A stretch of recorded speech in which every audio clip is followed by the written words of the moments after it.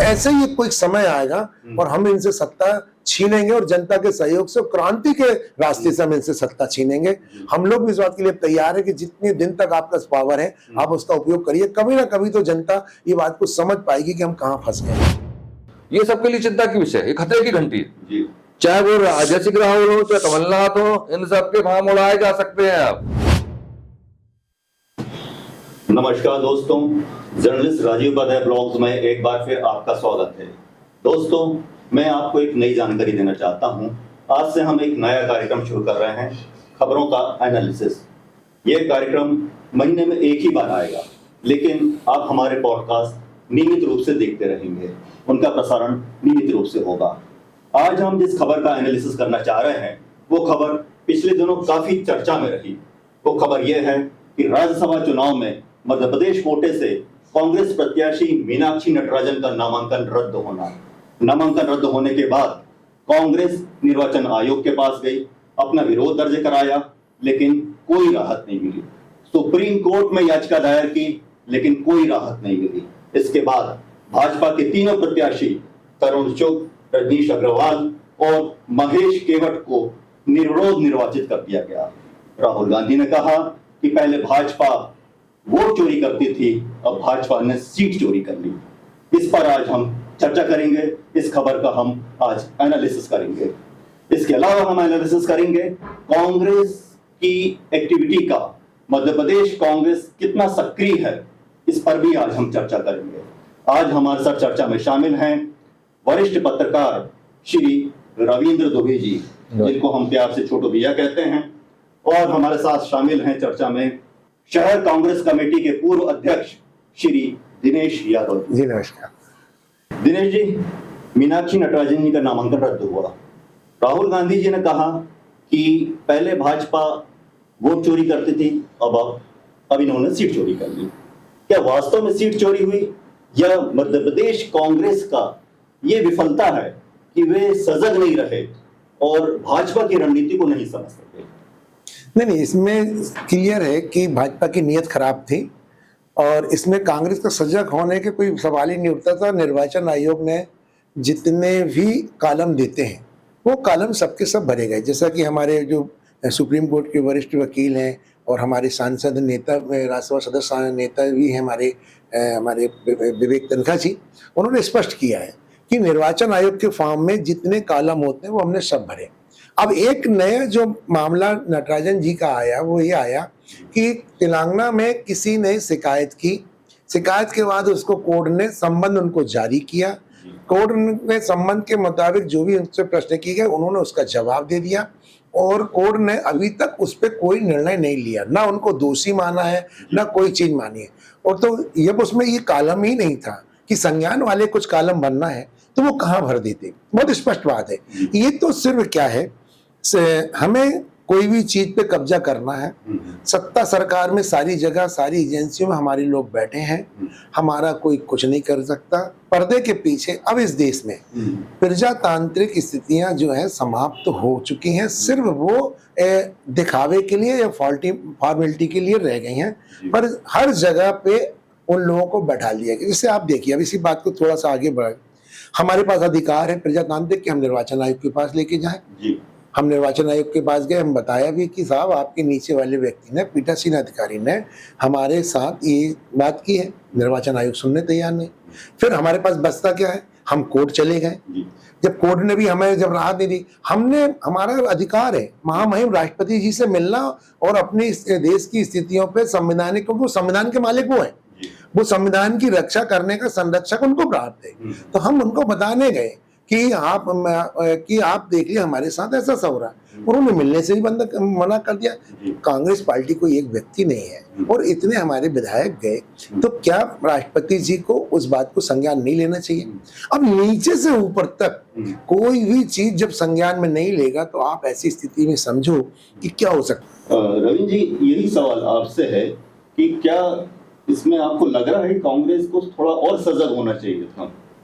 अब देखिए, कांग्रेस को सजग कितना होना चाहिए या नहीं होना चाहिए, हमको मालूम है सामने चोर बैठा है, चोर आने वाले हैं, मतलब चोरी करने वाले हैं, हम कितने सजग होंगे। एक सजग होंगे, बाहर गार्ड बिठा देंगे, बंदूकधारी बिठा देंगे। अब उसके बाद भी यदि चोरी हो जाएगी तो कोई क्या करेगा? तो आप क्या करोगे? अपील करने जाओगे ना, थाने में जाओगे। तो उसमें जब एक कालम है, जब आपको कभी आपने कहीं सुना होगा, तो जो विधानसभा के पूर्व सचिव है इसरानी जी, उन्होंने किसी चैनल में बैठकर ये बात बताई है कि हैंडबुक में साफ लिखा हुआ है कि चुनाव लड़ना व्यक्ति का संवैधानिक अधिकार है और नामांकन निरस्त नहीं किया जाना चाहिए, नामांकन को सुधरवाया जाना चाहिए। तो सुधरवाने का देखिए, एक ही दो तरह की शिकायतें देश भर में एक ही चुनाव में हुई।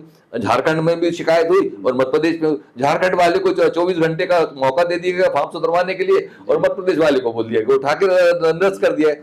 अब यहाँ मेरा एक नया सवाल है पूरे राजनीतिक सिस्टम से और पूरे सिस्टम से। अब क्या, एक डिप्टी कलेक्टर स्तर का अधिकारी जो निर्वाचन अधिकारी बनता है तहसील में, ब्लॉक में, पंचायत चुनाव में, नगर निगम चुनाव में, वो निर्वाचन अधिकारी जो फॉर्म चेक करता है, वो पूरे पॉलिटिकल सिस्टम का मालिक हो जाएगा। आप बताइए, कहीं किसी थाने में हमारे खिलाफ एक FIR दर्ज हो जाएगी और हमको पता ही नहीं चलेगा और मामला वो लाके रख दो गया। फिर ये पहली बार हो रहा है हिंदुस्तान के इतिहास में, पहली बार हो रहा है कि एक निजी इस्तगासा है। कोई कंप्लेंट केस क्या होता, मैं अभी चाहूं तो नरेंद्र मोदी के खिलाफ इस्तगासा लगा सकता हूं, अमित शाह के खिलाफ इस्तगासा पेश करता हूं, ये संवैधानिक अधिकार है मेरा। और उस इस्तगासा का पे आधार पर यदि नामांकन पत्र रद्द हो जाएंगे तो हमारे पूरे चुनावी सिस्टम का संदेह का दायरा हो गया। और मैं कहता हूं कि भारतीय जनता पार्टी हमेशा पहले प्रयोग करती है, उसने हर चीज का पहले प्रयोग किया, उसने गुजरात का प्रयोग किया, उसने तमाम चुनावों का प्रयोग किया, उसने दल बदल कानून का तोड़ के प्रयोग किया। अब ये नया सिस्टम लेके आया जिसका चुनाव लड़ने योग्य समझेंगे। जैसे उन्होंने, लोग कहते हैं, आरोप लगाते हैं कि ला भाई वो मतदाता चुन रहे थे, अब वो प्रत्याशी भी चुनेंगे जी। आज से एक नया सवाल मैं खड़ा कर रहा हूं कि अभी तक उन्होंने मतदाताओं को चुना SIR के नाम पे, अब वो प्रत्याशी चुनेंगे कौन लड़ने योग्य कौन नहीं है। मैं छोटू भी आपकी इसी बात में बढ़िया उदाहरण देता हूँ अपना खुद का। मैं लोकसभा चुनाव लड़ रहा था तो मैंने एक आवेदन लगाया SP के यहाँ कि मेरे खिलाफ किस किस थाने में कौन कौन सी रिपोर्ट, क्योंकि आप जानते हैं हम राजनीति में, मैं 11 साल में नगर जिला अध्यक्ष भी रहा हूँ। तो हमने हर दिन आंदोलन किए, धरना किए, प्रदर्शन किए। हमें नहीं मालूम कि कहाँ पर हमारे खिलाफ FIR हो चुकी है, क्योंकि हमारे पास तो कोई रोज के संबंध आते नहीं है। वो तो कोर्ट के हिसाब, कई बार थाने वाले इसलिए रखे रहते कि दबाना है वो भी। मैंने जब एक आवेदन लगाया तो मेरे पास एक लिस्ट निकल के आई जिसमें 4-5 केस मेरे ऊपर लगे कि मैं जुआ खिलाता हूँ और मैं सट्टा में पकड़ा गया हूँ। बकायदा दिनेश यादव सन ऑफ मेरे पिता का नाम श्री बारेलाल यादव। जब मैं तो ताश खेलते नहीं, जुआ खेलते नहीं, मैं कब जुआ में पकड़ा गया, कब सट्टा में पकड़ा गया। अब मैंने जब और उस दिन लास्ट था समय जिस दिन मेरे पास ये जांच रिपोर्ट आई, LIV के तुम्हारे जो सिंह है वो इस बात के गवाह है। मैंने बकायदा जब उस दिन लास्ट दिन था मेरा फॉर्म भरने का, जब मैंने ये देखा, जब मैं गया तो पता चला वो मेरे नाम का दूसरा व्यक्ति मेरे नाम और सरनेम से मारूदाल का कोई व्यक्ति है। अब बकायदा वो पूरे हमारे में लग गया। अब मान लीजिए मैंने नहीं मांगा होता, इस बात को मैंने नहीं मांगा होता तो मुझे पता ही नहीं चलता और मैं समय पे उस बात को सुधार भी नहीं कर सकता। और कल कोई विपक्ष का व्यक्ति जाता और हमारे निर्वाचन आयोग से कहता साहब इनके नाम पे ये अतिरिक्त केस है और इन्होंने उस पर कोई लिखा पड़ेगी, तो क्या आप हमारा फॉर्म रिजेक्ट कर देते क्या? अगर मान लो मैंने समय पे नहीं मांगा होता, ये मेरी जान, क्योंकि नाम भी एक सा मिल रहा है, पिता का नाम भी एक मिल रहा है, सारी चीजें। अच्छा वो तो छोड़ो, आप मिलता ना मिलता, दूसरे दिन हेडिंग में छपी मिलती कि कांग्रेस प्रत्याशी जुआ खेलते पकड़े गए, कांग्रेस प्रत्याशी सट्टा खिलाते हैं, कांग्रेस प्रत्याशी एक बार चोरी में भी पकड़े गए। वो मेरे पास प्रमाण है, मैं आपको व्हाट्सएप कर दूंगा अभी। जी हाँ, जी हाँ। तो ऐसी स्थितियां बनती हैं। सही बात है। दिनेश जी, तेलंगाना में आपका भेदिया कौन है? क्योंकि आप ये देखेंगे मीनाक्षी जी को केवल एक नोटिस जारी हुआ, इसका एक बहुत सामान्य नोटिस था, वो उनके खिलाफ कोई FIR दर्ज नहीं हुई, किसी प्रकार की कोई चार्जशीट पेश नहीं हुई। तो ये तो एक बहुत छोटी बात हो गई जो कि डिजिटल मीडिया पे भी उपलब्ध नहीं होगी, लेकिन कुछ लोगों को ये जानकारी होगी और वो जानकारी उन्होंने भाजपा तक पहुंचाई। तो कौन है ऐसे भेदिया कांग्रेस में? आज के दौर में भेदिया तो हम नहीं कह सकते। देखो आज के दौर में जिस प्रकार के हालात पूरे देश में, जब आप देख रहे हैं सरकारें खरीद ली जा रही हैं, विधायक सांसद खरीद ली जा रहे हैं।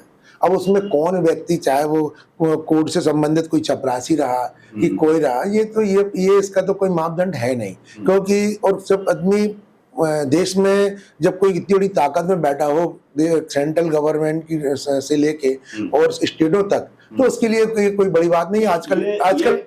आजकल इंटरनेट पे आप जाइए, सारी चीज जिसके ऊपर जितने केस लगे रहते हैं, सारी चीजें, उनके ऊपर केस नहीं लगा, नहीं, केवल एक नोटिस बात जारी यही हुआ। है। और देखिए, ये सवाल मैंने इसलिए किया क्योंकि आप देखिए कोर्ट में मान लीजिए कोई अपना चपरासी जैसा आपने कहा यदि है तो उसको कोई इंटरेस्ट नहीं होगा, लेकिन ऐसा जो खबरें हैं कि कुछ आपके ही विधायक, कांग्रेस के ही विधायक नहीं चाहते थे मीनाक्षी जी राज्यसभा जाएं। नहीं, ये तो विपक्ष क्या है, जबरदस्ती अपनी गलतियों को छुपाने के लिए बदनाम करने की कोशिश कर रहे हैं। ये कोई नहीं। हम कह रहे हैं, मान लीजिए हमारे ऊपर जो चीज लागू ही नहीं होती, कोई भी लाके दे, तो एक बार आपको हमसे पूछना तो चाहिए कि ये क्या मैटर है, वो केस है क्या। केस ये है कि हमारे वहां पर तेलंगाना में एक कांग्रेस कार्यकर्ता महिला ने एक कांग्रेस नेता की शिकायत की। शिकायत का मतलब कोई छेड़खानी की नहीं थी, थोड़ा बहुत जैसे पार्टी के अंदर तू मैं की बात होती है, ऐसी कुछ वो केस था कि तो उसको अच्छा नहीं लगा, उसको बुरा लगा, तो उसने शिकायत की। शिकायत नहीं की, वो उसको प्रतिष्ठा बनाया, वो कोर्ट चली गई। तो उन्होंने ये बताया कि मीनाक्षी जी हमारी प्रभारी थी, हमने इनको भी शिकायत की थी। कोर्ट ने उसको संज्ञान में ले लिया। मीनाक्षी जी ने अपना उसमें स्पष्टीकरण भी दे दिया। ये तो कहीं FIR मीनाक्षी जी के खिलाफ है ही नहीं, कोर्ट में संज्ञान है। और वो केस की जो भूमिका है वो ये थी। अब हिसाब से जब कोई चीज सामने नहीं है, आपने उसको कैसे प्रमाण मान लिया कि इनको संबंध जारी है। एक ही चीज में फार्म रिजेक्ट हुआ है कि इनको संबंध जारी हुआ। संबंध जारी होने का मतलब ये नहीं है कि FIR हो गई, हम अपराधी हो गए। और वैसे भी FIR भी होती है तो भी हम अपराधी जब तक नहीं बनते, जब तक हमें कोर्ट सजा ना दे दे। पर चलो ठीक है, निर्वाचन आयोग ने एक कानून बना रखा है कि आपके ऊपर कितने केस चल रहे हैं, वो किस अदालत में चल रहे हैं, किस धारा के अंतर्गत है, किस स्थिति में, और आपको कभी तक कितने केसों में आप दंडित हो चुके हो या बरी हो चुके हो। तो ये हम लोगों को अपना रिकॉर्ड रखना पड़ा। और ये भी TN सेशन साहब के समय से ये चीज 2 वर्ष या उससे ऊपर की सजा। हाँ, 2 वर्ष के ऊपर, 2 वर्ष के ऊपर, उससे कम नहीं। मतलब पर हमें जानकारी देना पड़ेगी। अगर हमें 6 महीने की भी किसी चीज में सजा हुई है तो हमें उसकी जानकारी निर्वाचन आयोग को देना पड़ती है। रवीन जी, इस पूरे मामले में क्या आपको लगता है कि कांग्रेस जनता की सहानुभूति नहीं ले पाई? वो चाहती तो नारी वंदन विधेयक से इसको जोड़कर जनता की सहानुभूति ले सकती थी, फील्ड में जा सकती थी, लेकिन वो ऐसा नहीं कर सकी। क्या कहना आपका? देखिए, कांग्रेस कभी कैडर बेस्ड पार्टी नहीं रही, वही आंदोलन की पार्टी थी। हमेशा उसने छत्रपों के भरोसे काम किया है, उसने हमेशा छत्रप बनाए हैं, चाहे वो महाकौशल हो, चाहे बिंद हो, चाहे मालवा हो। हम यहाँ नहीं, पूरे देश में भी आज से नहीं आप कहते कि वो दलितों की बात करते रहे तो जगजीवन राम उनके सबसे बड़े नेता हुआ करते थे। यदि वो जातिगत बातें करते थे या धर्म के आधार पर नेताओं को तो छत्रप, क्षेत्रीय छत्रप बनाते थे या धार्मिक छत्रप बनाते थे। तो हर राज्य में उनका न कोई छत्रप था और उसके फॉलोअर होते थे, तो उसके फॉलोअर चुनाव में काम करते थे। अब बीजेपी आई तो बीजेपी ने संगठन जैसे वामपंथी काम करते थे, वामपंथी विचारधारा के लोग कैडर बेस का काम करते थे, उससे बड़ी कैडर बेस पार्टी बनी कौन सी? भारतीय जनता पार्टी। और उसके पास यूथ कहां से आया? यूथ आया RSS से। जिस तरीके से वो प्रशिक्षण करके चलाते हैं, वहां से उनके लोग निकल के आते हैं, उस ट्रेनिंग से मिले। पहले चुनावी राजनीति चलती थी, छात्र राजनीतिक चुनाव चलती थी, तो कांग्रेस के पास भी वो RSS के लोग भी कांग्रेसी हो जाते थे, क्योंकि वो वेतन लगते थे। छात्र राजनीति में दोस्ती हो जाती रही, सब हो जाते रहे, कोई समाजवादी हो जाता रहा, कोई वामपंथी हो जाता रहा, इसलिए वो चुनाव बंद करा दिए गए। अब कांग्रेस के पास या दूसरे दलों के पास यूथ कैडर आना बंद हो गया, तो कैडर नहीं होने की वजह से कोई भी बात जो है आपकी उस स्तर तक नहीं पहुंच पा रही। जो भारतीय जनता पार्टी के पास एक रेडीमेड कैडर बना हुआ है, उसके पास हर गली में, हर मोहल्ले में, हर 15 लोगों की शाखा लगती है रोज सवेरे से। उस शाखा में वो कहते जरूर है कि राजनीतिक बातें नहीं करते, लेकिन जैसे आप कभी उनके साथ घूमिए, कभी मॉर्निंग वॉक करिए, तो उनकी पूरी बातें सिर्फ राजनीतिक ही होती हैं। वो उनके राजनीति से जुड़ी होंगी, वो पूरी पॉलिटिकल बात करेंगे, सुबह से लेकर शाम तक वो धार्मिक बातें नहीं करते, पॉलिटिकल बातें करते। तो मेरा कहना है कि कांग्रेस पास वो कैडर नहीं है जिसकी वजह से वो इन बातों को नहीं पहुंच। अब इसका विकल्प क्या है? तो कांग्रेस को इन सबका विकल्प करना चाहिए कि गांव-गांव, गली-गली जाके जनसंपर्क करना चाहिए। देखिए, भारतीय जनता पार्टी सत्ता में अभी कहीं जनसंपर्क अभियान चलाती, कहीं कुछ न कुछ कार्यकर्ताओं की यूज करती रहती। अब बताइए, कमलनाथ महाकौशल के सबसे बड़े नेता बनते हैं, कितने दौरे किए जबलपुर से? अभी सरकार जाने के बाद से 2018 के बाद से उन्होंने कितने दौरे किए, कितने कार्यकर्ता के सम्मेलन किए, कितने जिले में गए? वो देखिए, वो कमलनाथ एक ही बात चाहते हैं, मैं और मेरे लोग वो टिकट मिले। इसके अलावा कांग्रेस का उनसे कोई सरोकार नहीं है। वो ना कैडर की बात करते हैं, वो समर्थक चाहते हैं उनके कुर्ता फटे हुए वो आएंगे तो लोग निकल के जाएंगे, बाकी घर में जाके सो जाएंगे।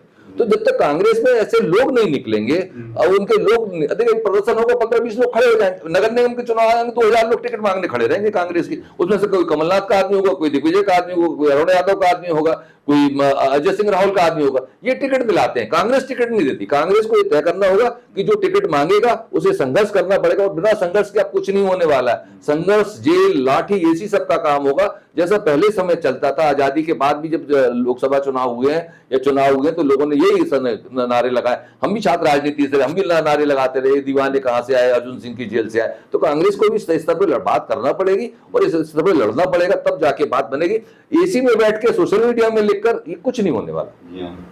जैसा कि रविंद्र जी ने बोला कि कमलनाथ जी की एक्टिविटी के बारे में उन्होंने बताया, अभी देखा जाए तो मीनाक्षी नटराजन जी को प्रत्याशी आप लोगों ने घोषित किया, लेकिन क्या हश्र हुआ वो सभी देख रहे हैं। कमलनाथ जी के तैयार थे, वो तो तैयारी करके बैठे हुए थे। आज ही के अखबार में है कि उन्होंने तो नगर निगम से एनओसी तक बुलवा लिया था, अपने पूरी तैयारी करके बैठे हुए थे। तो वो खुद भी राज्यसभा जाना चाहते थे। तो क्या यदि वे राज्यसभा जाते या उनका प्रत्याशी के तौर पे नाम घोषित होता तो क्या बीजेपी के लिए कठिन होता चुनाव लड़ना?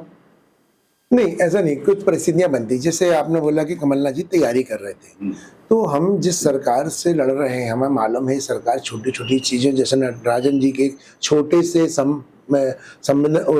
लेटर पर उन्होंने इतना बड़ा निर्णय लिया और उनको निरस्त कर दिया। इसलिए जो उस लाइन के नेता होते हैं, जो पार्टी हाई लेवल के हिसाब से चर्चा चलती है कि इनको इनको इनको, क्योंकि ये बात आप भी जानते हैं, हम भी जानते हैं कि आज मध्य प्रदेश में जितने भी विधायक हैं, कुछ विधायकों को यदि हम छोड़ दें जो इंडिविजुअल हैं, जैसे राहुल भैया खुद के मतलब विधायक हैं, जैसे अरुण यादव जी के छोटे भाई सचिन यादव हैं, और भी एक दो अपने खुद के हैं, परंतु अधिक बाकी जो विधायक हैं या तो वो ग्रुप के यदि हम देखें फॉलोवर के हिसाब से, जैसा हमारी कांग्रेस पार्टी का एक सिस्टम आज़ादी के बाद से आज तक चला आया, तो वो इन लोगों के सभी लोगों के ज्यादा थी, तो पार्टी सब पे विचार कर रही थी। पर मुझे लगता है कि पार्टी ने इसलिए नटराजन जी को आगे किया कि नटराजन जी यहाँ पर यूथ कांग्रेस के अध्यक्ष रह चुकी, प्रदेश अध्यक्ष, सांसद रह चुकी हैं, यंग थी। अब हमारे माननीय कमलनाथ जी हों चाहे दिग्विजय सिंह जी हों, उम्र दराज होने की भी स्थिति में जा रहे हैं। पार्टी को जितने अब उनको चलाना है, शायद हो सकता है उनको लग रहा है शारीरिक रूप से वो अब उतने सक्षम नहीं है, तो इसलिए वो पार्टी ने टिकट ना देके इनको दे दी। पर ऐसा कहीं हमारे बीच में आपस में कहीं मतभेद नहीं था, नहीं था कि ऐसी कोई बात आती। और रहा जी एनएससी निकालने का, तो वो तो हमें हमेशा तैयार रहना पड़ता है कि अगर अचानक आ जाता, जैसे हमारे यहाँ पर जबलपुर में वाल्मीकि जी को जब राज्यसभा सदस्य भाजपा ने तय किया, तो रातों रात सारे ऑफिस खुलवाए गए, सारी एनओसी ली गई, क्योंकि सत्ता किसकी थी यहाँ पर? भाजपा की। तो सुमित्रा जी वाल्मीकि जी अब यहाँ पर उनके पास तो कोई एनओसी नहीं थी, अचानक उनको पता चला कि मुझे राजसभा, अब उनके पास कोई एनओसी नहीं थी, तो सारे ऑफिस रातों रात खुलवा के और बैक डेटों में उनकी एनओसी निकाल के दी गई। तो अब ये साधन कब होता है? जब हमारी सत्ता होती है। आज आप बताओ, हम जिस स्थितियों में हम लोग हैं, कांग्रेस है, और जिस प्रकार से वर्तमान की सत्ता चारों तरफ से कस के और कानूनों का दुरुपयोग करके अधिकारों को समाप्त करके काम कर रही है, तो हमें कुछ जगह सतर्क रहना पड़ता। गया वो दौर जब अटल जी की तबीयत खराब थी और राजू जी ने उनका इलाज करा दिया था। इसी जबलपुर में स्वर्गीय ओंकार तिवारी जी कैंसर के मरीज हुए, देश में कांग्रेस की सरकार थी, दिग्विजय सिंह जी ने आज से 30 साल पहले लगभग ने 1 करोड़ रुपए इलाज के लिए दिया। ये जो वातावरण ये समाप्त हो चुका है, अब वो समाप्त आज स्थितियां नहीं है, हम लोगों को सारी चीजों का सामना करना पड़ रहा है। आज तो उल्टा हो रहा है, आज तो छोटी छोटी चीजों फंसाया जा रहा है। हमें कोई भरोसा नहीं है कि हम आपके पास यहाँ आए, हमारे पास कौन सी FIR किस थाने में लग गई हो, हमें नॉलेज ही नहीं है। अब विरोधी मतलब दुश्मन।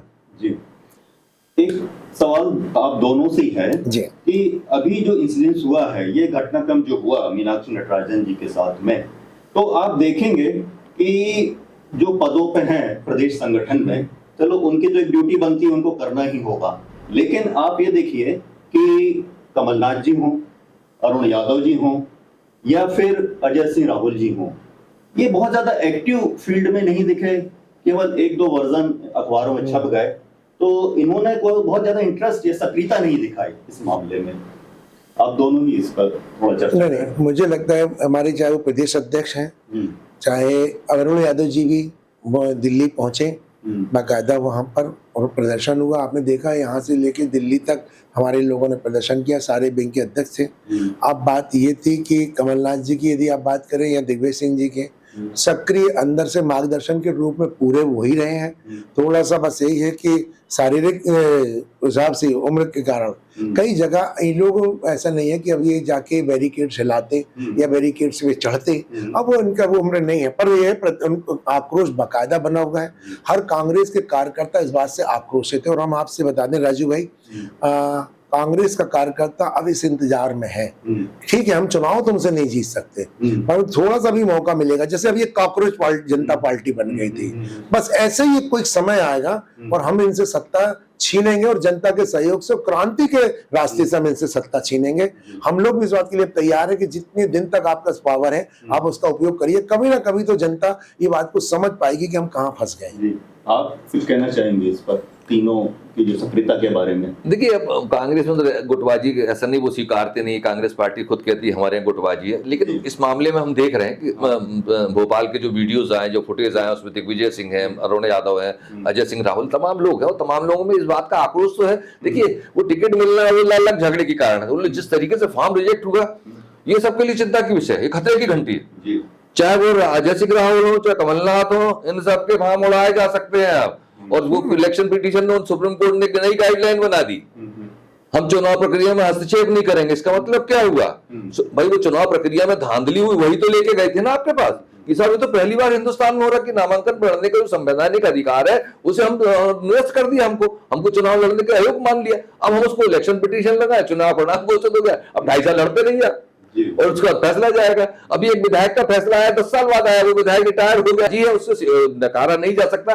लेकिन कई मामलों में कांग्रेस एकजुट तो होती है, इस बार दिख रही है कि कांग्रेस एकजुट है और लड़ाई लड़ने के लिए तत्पर है। हम छोटू भाई की इसी बात को और जोड़ दें, जबलपुर का उदाहरण है कि अगर मान लो कोर्ट कहती है कि आप चुनाव प्रक्रिया के बाद आइए, तो अभी हमारा हनुमान ताल वार्ड का भाजपा का जो प्रत्याशी है वो ओबीसी वर्ग का नहीं था। कांग्रेस का प्रत्याशी जो हार गया उसने 4 साल से वो लड़ाई लड़ते आ रहा है। यहाँ से लेके प्रशासन से लेके और सारी चीजें स्पष्ट हो गई है कि वर्तमान का पार्षद ओबीसी में नहीं है, समान वर्ग में है। तब भी वो ओबीसी वाले रिजर्वेशन में लड़ गया, पर आज तक 4 साल कट गए और अभी 6 महीने और कट जाएंगे, बात खत्म हो जाएगी। तो हमें इसके बाद भी तो निर्णय नहीं मिल रहा। जैसे अभी 10 साल के बाद आपका निर्णय आया, क्या मतलब हुआ उसका? भाई जो पद उसको न्याय कहाँ मिला? तो ये तो स्थितियां हैं कोर्ट की। इसमें एक बात और कहेंगे, आज ये बहुत मुश्किल घड़ी है कांग्रेस के लिए। संगठन में भी आप देखिए कहीं ना कहीं एकता बनाए रखना चाहिए। ये पहली जो प्रेस कॉन्फ्रेंस हुई भोपाल में, उसका एक वीडियो वायरल हुआ सोशल मीडिया पे, वो काफी चल रहा है। उसमें आप देखेंगे, उसमें दिखाया गया है कि दिग्विजय सिंह कुछ कहते हैं जिसको कि प्रदेश प्रभारी श्री हरीश चौधरी जी उनको मना करते हैं और दोनों के बीच में कुछ तल्खी होती है। तो ऐसे वातावरण में जब सामने प्रेस मौजूद हो, आप आपस में ही समन्वय नहीं बना पा रहे हैं, तो ये तो गलत है। क्या कहेंगे इस पर? नहीं, इसमें हमारे चाहे वो वरिष्ठ नेता हो, चाहे कनिष्ठ नेता हो या हम कार्यकर्ता हो, हमें ये थोड़ी सी सतर्कता रखनी चाहिए तब जब हमारे सामने कैमरे हों कि हमें कौन सी चीज की किस क्या प्रतिक्रिया किस प्रकार से देना है। अगर मान लीजिए कोई किसी भी से गलत बात निकल गई कुछ है तो उसको वहां पे संभालना चाहिए था। बाद में भले फिर उस पर बात कर सकते थे कि ये गलत हो गया है, ये अपन इसका स्पष्टीकरण इसको इस तरीके से, ये थोड़ा सा कम तो इस हद तक तल्खी आ गई थी कि जीतू पटवार जी ने कई बार उनको कहा दिग्विजय सिंह जी को कि आप संबोधित करिए, लेकिन वो नाराज हो गए, उन्होंने संबोधित भी नहीं किया प्रेस को।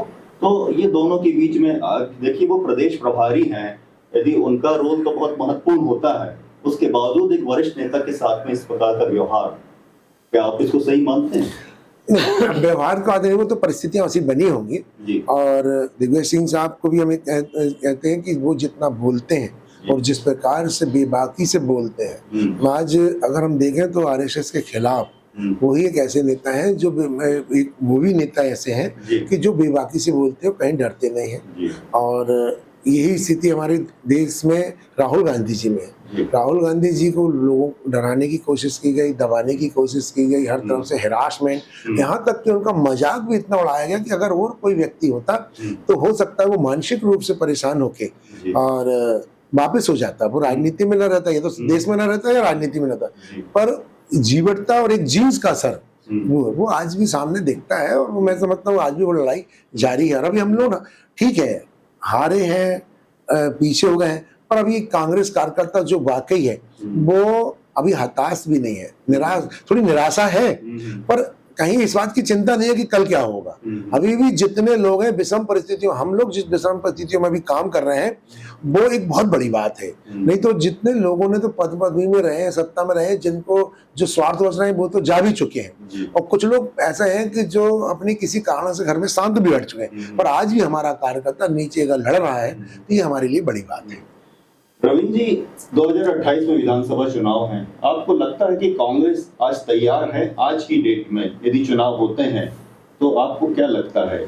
वैसे तो 2028 में है। देखिए, हम भी कांग्रेस के आलोचक हैं, कांग्रेस की कार्यप्रणाली के आलोचक हैं, जो इस तरीके से वहाँ संगठन और गुटबाजी चल रही है उससे हम भी देखिए, कांग्रेस में 25 साल हो गए सत्ता से बाहर, कई राज्यों में वो 33 साल से सत्ता में नहीं है, तो कहीं ना कहीं कुछ खामी होगी, इसी वजह से हो रहा है कि संगठन उस तरीके से काम नहीं करता, गुटबाजी होगी, कुछ ना कुछ तो होगा।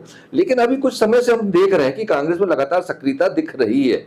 इसकी वजह ये है कि कुछ जिले के प्रभारी बनाए गए, बड़े नेता, हमने जबलपुर के बहुत सारे नेता आसपास के जिलों में जा रहे हैं, दौरे कर रहे हैं, बैठ के कर रहे हैं, कार्यकर्ताओं की सुन रहे हैं, कार्यकर्ताओं की भावनाओं को समझ रहे हैं, कहाँ क्या कमी है, मंडलम बनाए जा रहे हैं, वो ब्लॉक लेवल पे काम कर रहे हैं, वो बूथ लेवल पे काम कर रहे हैं। तो ये जो कांग्रेस में चल रहा है कितना सफल होगा ये तो समय बताएगा, लेकिन अभी कांग्रेस में कुछ ना कुछ ऐसा चल रहा है, दिख रहा है कि कुछ ना कुछ चल रहा है संगठन के लेवल पे। वो बातें कर रहे हैं कि नहीं साहब, संगठन अलग काम करेगा, प्रत्याशी अलग काम करेगा, चुनाव की रणनीति अलग बनेगी। तो इस स्तर पर यदि काम होता है तो कांग्रेस वाकई में सफल होगी। और एक और बात चल रही है कि वो जिन सीटों पर लगातार लोग हार रहे हैं उसको शायद अभी एक साल के पहले उनको समय दे दिया जाएगा कि आप कैंडिडेट डिक्लेयर कर दिए जाएंगे, ये बात भी कांग्रेस में चल रही, लेकिन होता नहीं। कांग्रेस आखिरी दिन तक बैठी रहती है और 15 दिन में चुनाव नहीं जीते जा सकते, ये बिल्कुल तय बात है। आपको पहले से लगाना पड़ेगा तभी जीतेंगे। तो कांग्रेस को रणनीति बना के अपने प्रत्याशियों को, हो सकता है कहीं 2 प्रत्याशियों, कहीं 3, उन तीनों को बोल दीजिए कि भाई आपको कहीं एडजस्ट किया जाएगा, इन तीनों में से एक को टिकट मिलेगी, आप काम करिए। सामने वाला पूरे धन बल से, सत्ता बल से, सबके साथ आपकी तैयारी कर रहा है और आप 15 दिन में चुनाव नहीं लड़ सकते। उसके पहले करना पड़ेगा, 3-3 कैंडिडेट की टीम बना के आपको लगा देना पड़ेगा और उनको अभी से बता दो किसी एक को टिकट मिलेगी, क्लियर हो जाएगा। जी, यही सवाल आपसे है दिनेश जी कि अभी जो देख रहे हैं आप सामने, तो आपको क्या लग रहा है कौन हो सकता है सीएम फेस कांग्रेस में? नहीं, ये तो हमारे यहाँ पे जो विधायक चुन जाते हैं, हमारे यहाँ अभी भी प्रजातांत्रिक प्रणाली से ही काम होता है। इतनी सारी स्थिति में हमारे यहाँ किसी भी चीज़ में ठीक है हाई कमान निर्णय लेते हैं, लास्ट में अपनी जगह है, पर हम ये देखते हैं कि उस समय हमारे क्या विधायक हैं, कितने जीते हैं, किस वर्ग का प्रतिनिधित्व है, हमें किस वर्ग को देना भी है, किस क्षेत्र को देना है। ऐसे भी हमारे यहाँ चीज़ें, जैसे आपने देखा हो जब हमारा अभी 2018 में हमारी सरकार बनी तो पहले अधिकांश समय मालवा को मिला, बिंदु को मिला, पर इस बार महाकौशल को दिया। महाकौशल को अच्छा खासा नेतृत्व दिया गया, जैसे कमलनाथ जी को सीएम बना दिया गया, तो विधानसभा उपाध्यक्ष महिला कांवरे जी को बना दिया गया, विधानसभा अध्यक्ष हमारे यहाँ पे प्रजापति जी को बना दिया गया। तो ऐसे कुछ देते, तो ये हम लोग को उस समय तय करना पड़ता है कि आप देखेंगे कि भाजपा में बहुत आसान होता है, वहां पर तो ऐसा है कि ऊपर से जो निर्देश आ गए, ऐसा चेहरा सामने आता है जो कि बहुत ज्यादा फेमस नहीं होता, वो सीएम बन जाता है। कांग्रेस में ऐसा कभी नहीं होता। कांग्रेस में जो चर्चित चेहरे हैं वही लगता है कि इन्हीं में से कोई सीएम बनेगा। यदि उनको आपने सीएम नहीं बनाया तो गुटबाजी हो जाएगी, हो सकता है गवर्नमेंट गिर जाए। तो यहाँ कहीं ना कहीं कुछ परेशानी तो है। ये थोड़ा सा हमारे यहाँ पे अभी इस बात के लिए इसलिए हम कह सकते हैं कि भाजपा को पास सब कुछ इस समय, वो उसको मालूम है कि ऊपर से लेकर नीचे तक हमारे पास सारा सेटअप है, कोई कहीं कुछ नहीं होना, और कोई एक भी भाजपा के अंदर एक की भी हिम्मत नहीं है किसी बड़े नेता की कि वो अपने गलत हाईकमान के द्वारा लिए गए गलत निर्णय का विरोध कर दे। किसी भी नेता में हिम्मत नहीं है। मैं तो आज के दौर में कह रहा हूँ कि नरेंद्र मोदी के गलत निर्णय की हिम्मत अमित शाह में भी नहीं है। आप तो बाकी की आप छोड़ दीजिए, ये कहीं कोई नहीं। भाजपा का एक दौर चल रहा है, वो सिर्फ चल रहा है हिंदुस्तान पाकिस्तान हिंदू मुस्लिम के नाम पर, जिसके कारण वोट मिल रही है, एक तरफा चल रहा है। इसलिए उन सब हमारे यहाँ क्या स्थिति आज देख, मोहन यादव जी को मुख्यमंत्री बना दिया गया, उनसे जबकि सीनियर गोपाल भार्गव जी हैं, हमारे यहाँ पे अच्छे नेता प्रहलाद पटेल जी हैं, और भी ऐसे कई सूची में नाम है, पर क्या किसी की हिम्मत पड़ी क्या कोई बात कर ले कि नहीं? तो ये चीज भाजपा के अंदर है कि दब्बूपन हमारे यहाँ नहीं है। हमारे यहाँ फिर आज भी प्रजातंत्र, और हमारे यहाँ कभी गलत बात को बोलने के लिए रोका भी नहीं गया। हम लोग ये ठीक है नहीं, हर गलत बात का आपको विरोध करो, चाहे भले ही पार्टी के अंदर ही क्यों ना हो। इसलिए हमारे कहीं होता, अभी आपने देखा होगा कि अब रह गई बात कि करने, कभी हमारे यहाँ जो निर्णय हुआ कर्नाटक वाला, तो बकायदा हुआ 2.5 साल का था, बुला के किया गया और कितने अच्छे तरीके से निपटा। चाहते तो डायरेक्ट कर सकते थे पर नहीं किया, दोनों को समन्वय बना के बैठाया गया। शिवकुमार जी को जी। एक छोटा छोटा कमेंट, लास्ट कमेंट, ये जो रीजनल पार्टी हैं क्या टूट जाएंगी? देखिए अभी लग रहा है रीजनल पार्टी टूट जाएंगी, ऐसा नहीं हुआ। आजादी के बाद से आज तक रीजनल पार्टी जिंदा है। ठीक है, धन बल, सत्ता बल, डर, डंडा सब। मैं भी सुन रहा था किसी को, वो बोल रहे थे एक हाथ में डंडा एक हाथ में करेंसी है। तो जो हाथ में जो जिस तरीके से मान जाओ, तो डंडे से मानना, और डंडे से मान जाओ नहीं तो करेंसी से मान जाओ। तो भाई ईडी, सीबीआई, पुलिस, ये सब यदि आपकी सब हाथ से क्षेत्रीय दल डर जाए तो अलग बात है, हो सकता है कुछ लोग चले जाए। नई क्षेत्रीय पार्टियां बनेंगी ना, कोई विकल्प देखिए शून्य कभी नहीं रहेगा। इंदिरा गांधी खत्म हो गई, शून्य हो जाए, नहीं हो सकता। नेहरू जी खत्म हो गए, बिल्कुल गलत बात। हमेशा जनता ने नेतृत्व दिया है, दौर है, सबके दौर चले हैं। अभी नरेंद्र मोदी का चल रहा, हो सकता है इसके बाद कोई और आ जाए, उनका दौर चलेगा। लेकिन उसके बाद हर विचारधारा को समय रहते मिलेगा। दुनिया में अभी दक्षिण पंथ की विचारधारा का बड़ा जोर है, दुनिया भर में इसी भाषा की बातें हो रही, चाहे उसमें ट्रंप हो, चाहे मैक्रो हो, चाहे कोई तमाम लोग हो, वो इसी भाषा की बात चल रही है, लोग को पसंद भी आ रही। ये दौर कब तक चलेगा ये देखना पड़ेगा, क्योंकि जब तक लोगों की जेब कटेगी, लोगों की नौकरियां जाएंगी, लोगों के घर परिवारों पर असर आएगा, तब वो लोगों को समझ में आएगा। और वो दौर शुरू हो चुका है। जी दिनेश जी, वैसे तो कांग्रेस और बीजेपी की विचारधारा अलग अलग है। इसी पर मेरा आपसे ये सवाल ये है कि ऐसा लगता है कि रीजनल पार्टी टूट जाए, इसमें आप दोनों की विचारधारा एक है। मेरी व्यक्तिगत इसमें ये सोचना है कि कांग्रेस कमजोर क्यों हुई थी। कांग्रेस कमजोर हुई जब क्षेत्रीय पार्टियों का उदय होके और उनको वहां पे महत्व मिलने लगा। तो यहाँ हमारी कांग्रेस भी कमजोर होती गई, जितने भी देश में प्रदेश, देश के अंदर प्रदेश है, हाँ सब जगह। अच्छा, उसका आधा तो ताकत हमारी ही थी, जो हमसे नाराज हुए लोग चले गए।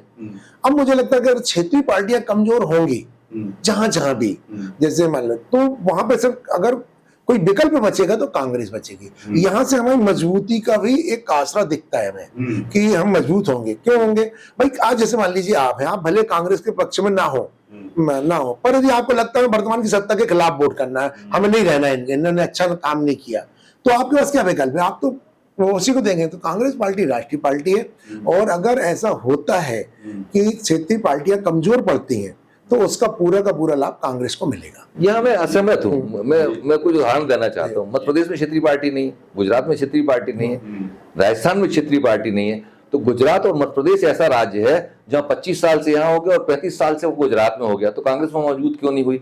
अब देखिए, आप पार्टी पहुंची, उसको 12% वोट मिल गया, तीसरा दल बना, लेकिन जब आप विकल्प नहीं दे पा रहे तो तीसरा दल पहुंचा। तो कांग्रेस को देखना चाहिए कि उसमें कमियां कहाँ है। कांग्रेस को अपनी कमियां सोचना पड़ेगा कि जहां वो विपक्ष में रही है। देखिए, बिहार से आप 30-35 साल से आप वहां पर नहीं हो, यूपी में आप 37-38 साल से वहां पर नहीं, बंगाल में आप ममता बनर्जी ने नहीं तोड़ा, उसके पहले से आप 46 साल हो रहा, 47 साल हो रहा कि वामपंथियों का गढ़ रहा, फिर ममता बनर्जी का, क्योंकि आपने उनको आजादी नहीं दी, खुद उसने दल बनाया, उधर चली गई, अब भारतीय जनता पार्टी आ गई। तो मेरा ये कहना है कि कांग्रेस को ये सोचना पड़ेगा कि भाई हम किसी के गिरने का इंतजार क्यों करें। भारतीय जनता पार्टी ने पूरी प्लानिंग के साथ बंगाल जीतने के लिए 10 साल मेहनत करी और 15वें साल उन्होंने उनको विदा कर दिया। तो क्या कांग्रेस ऐसे कभी तो सोच सकती है कि भाई हम लोकसभा की सीटें 91 से क्यों हार रहे हैं, जिन सीटों पे हार रहे हैं आज तक उन्हें जीतने की बात, वो कह सकते हैं कि राधोगढ़ हम बीजेपी को चाहिए, वो कह सकते हैं कमलनाथ का गढ़ हमको चाहिए, वो कह सकते हैं रायबरेली और अमेठी हमको चाहिए। तो आप ये क्यों नहीं कह सकते कि भाई अमित शाह का गांधीनगर हमको चाहिए, हमको ईश्वरदास रोहाणी की सीट कैंट विधानसभा हमको चाहिए? ये क्यों नहीं कहते कि भोपाल की लोकसभा हम 40 साल से हार रहे हैं, 45 साल से हार रहे हैं, तो हमको चाहिए? हम तैयारी ऐसी क्यों नहीं करते, हम संगठन ऐसा क्यों नहीं खड़ा करते, हम ऐसे नेता क्यों नहीं बनाते? ये कांग्रेस को सोचना पड़ेगा कि उसमें कमजोरियां कहाँ हैं और उसके बाद आना पड़ेगा। किसी के गिरने के इंतजार से आपका कभी भला नहीं होने वाला है। आप कुछ कहना चाहें? हाँ, ये इसमें अभी हम लोगों ने इस बार अभी काम हमारा चल रहा है नीचे लेवल पर। पिछली बार हम लोगों ने जो संगठन तैयार किया था वो मंडलम के नाम से किया था। इस बार हम लोगों ने ग्रामीण में ग्रामीण में पंचायत कमेटी के नाम से हमारा संगठन काम भी कर रहा है। जी। ये सारी चीजें अंदर अंदर चल रही हैं कि हम पहले तो अपना संगठन तैयार कर लें। अगर हमारा संगठन रहेगा तो हम सारी चीजों पे लड़ पाएंगे। जी। तो ये इसकी तैयारी जो छोटू भाई बता रहे हैं, हम लोग उस पे लगे हुए हैं। और मुझे लगता है कि पार्टी में राहुल गांधी जी ने इस बार जब भी जो जिला अध्यक्षों का वो चलाया था संगठन सृजन, जी। वही स्थिति नीचे स्तर पर भी हुई और उसके हमें लाभ अब दिखाई दे रहे हैं। जी। वैसे तो बहुत लंबी अभी और ही बात हो सकती है। संगठन मतलब एक एक शब्द जब निकलता है तो उससे ही लंबी चर्चाएं हो सकती है। संगठन सृजन पर भी चर्चा हो सकती है। लेकिन आज जो चर्चा हुई इसको आज हम इसी कमेंट के साथ में समाप्त करते हैं कि कांग्रेस को लड़ने के लिए मजबूत होना जरूरी है, संगठन को मजबूत होना जरूरी है। आज की चर्चा में शामिल होने के लिए आप दोनों का बहुत बहुत धन्यवाद। दोस्तों, ये एनालिसिस आपको कैसा लगा आप हमको कमेंट करके जरूर बताइए। अगले बार फिर किसी नए मेहमानों के साथ में चर्चा में शामिल होंगे। तब तक के लिए धन्यवाद।